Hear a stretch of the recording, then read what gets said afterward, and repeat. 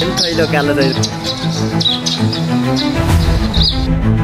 बोलेका थिएँ नि बोटेका आज ठन्डा हुने नि ठन्डा यो धान्दैन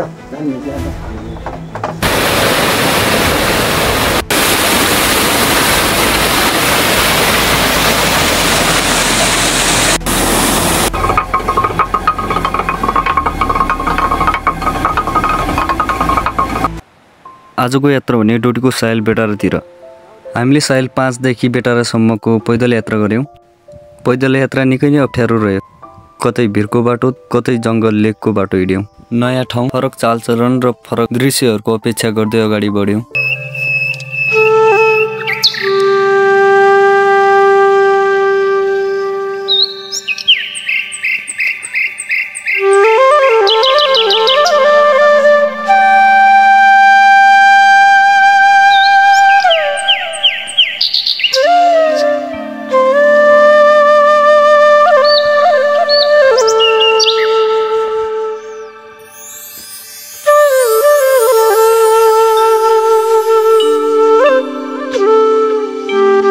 माथि लेकतिर भने अलि चिसो। गाउँमा घर भए तापनि लेकतिर सबैको छानाहरू। माथि निकै नै ठुलो लेक र औलमा बसेको सानो गाउँ बस्ती। यहाँ कचालीको लेकसम्म पुगे तापनि यहाँदेखि बेटारा पुग्न निकै नै समय लाग्दो रहेछ। यहाँदेखि पनि करिब हामी 2 घन्टा पैदल यात्रा गऱ्यौँ। हिँड्दा हिँड्दा बाटोमै रात पर्यो। हाम्रो त्यहाँ पुग्ने मेन उद्देश्य भनेको त्यहाँदेखि आलु लिएर फर्किनु पर्ने थियो।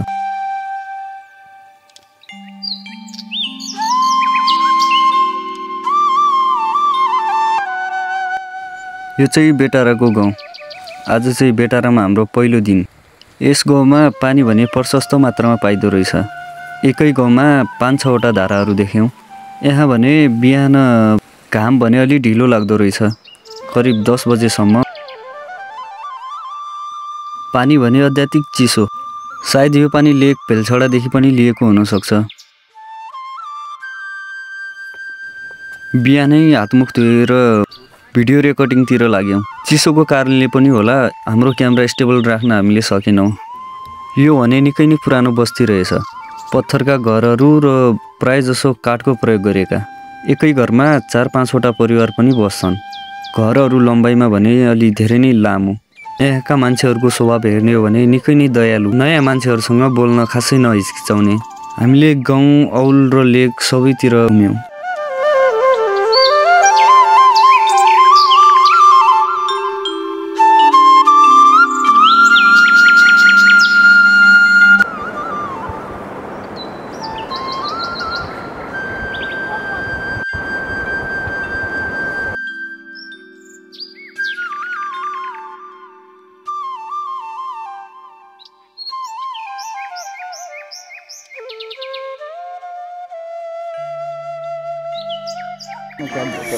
म त 1 किलो हर्किले लिजाएको नि थैलो कालो थैलो गई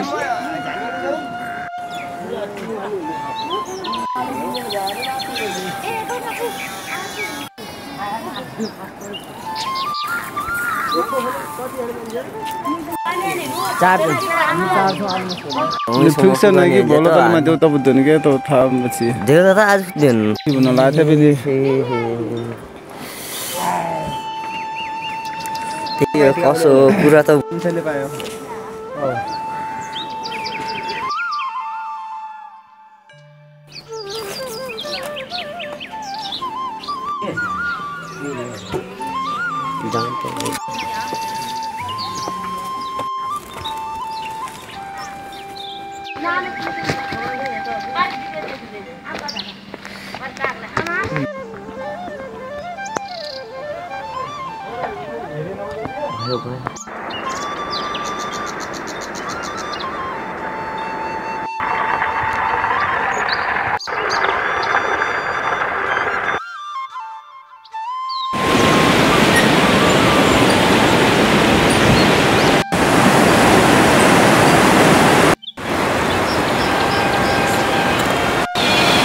यो पानी खान्न हैन हो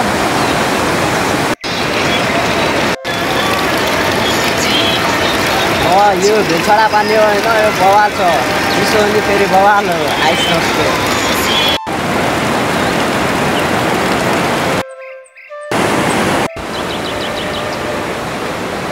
भिडियो भने यार झन् खतरा भइदिन्छ ल। अनि यहाँ चाहिँ पानी घट्ट छ। यो पानी घट्टको पाइप पुरै यस्तो छ।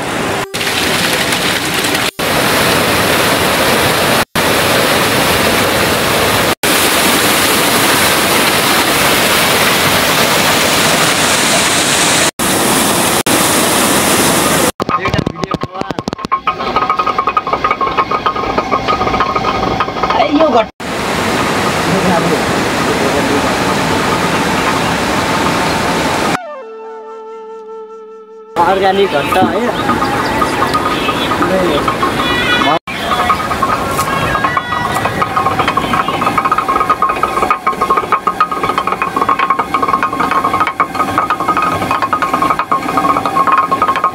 घट्ट है।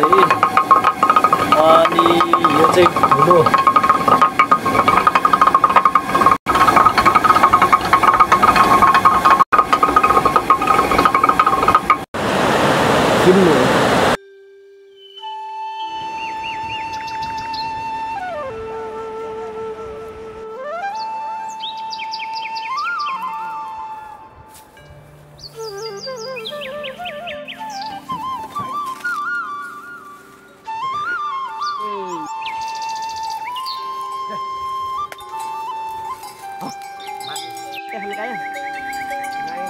बल्ल किन्न लाग्छ म खासा लाग्छ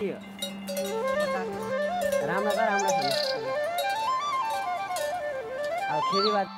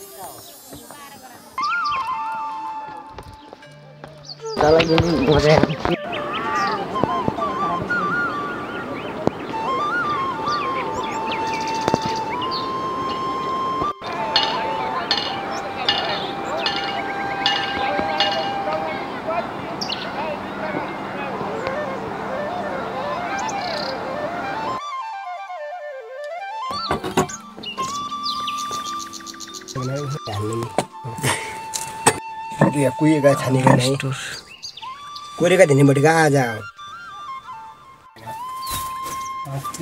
छान्दा हुने नि छान्दा भने आउने नि लग्दै भयो नि कोरे आउने नि दुधु किलाको बनाउने लागि नै